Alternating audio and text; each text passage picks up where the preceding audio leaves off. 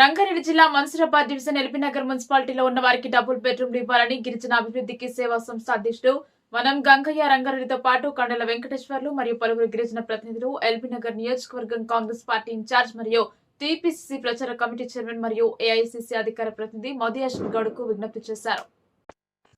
ఈ మేరకు లిఖితపూర్వకంగా వినతి పత్రాన్ని అందజేశారు. రాష్ట్ర రెవెన్యూ శాఖ మంత్రి పొంగులేటి శ్రీనివాసరెడ్డికి లేఖ రాశారు. వారికి డబుల్ బెడ్రూమ్లు కేటాయించాలని కోరారు. ఇది న్యాయబద్ధమైన డిమాండ్ అని కూడా ఈ సందర్భంగా మంత్రి రాసిన లేఖలో పేర్కొన్నారు.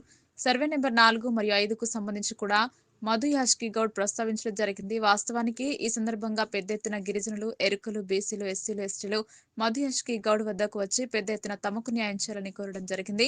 తమకు ప్రాతినిధ్య ప్రాతిపదికన డబుల్ బెడ్రూమ్లు ఇచ్చి న్యాయం చేయాలని వారు కోరడం జరిగింది.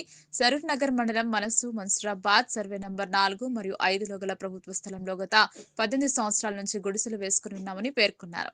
విషయాన్ని 2 మంత్రికి రాసిన లేఖలు మధు గౌడ్ కూడా ప్రస్తావించడం జరిగింది. ప్రభుత్వం ఆ స్థలంలో డబుల్ బెడ్రూమ్లు కట్టించిస్తామని అక్కడి నుంచి లేపడం జరిగిందని ఆయన మంత్రి దృష్టికి తెచ్చారు. తర్వాత రెవెన్యూ సిబ్బంది ఎంక్వైరీ చేసి అందరికీ డబుల్ బెడ్రూమ్స్ కట్టించిస్తామని చెప్పిన విషయాన్ని మంత్రి పొంగులేటి శ్రీనివాసరెడ్డి దృష్టికి తెచ్చారు.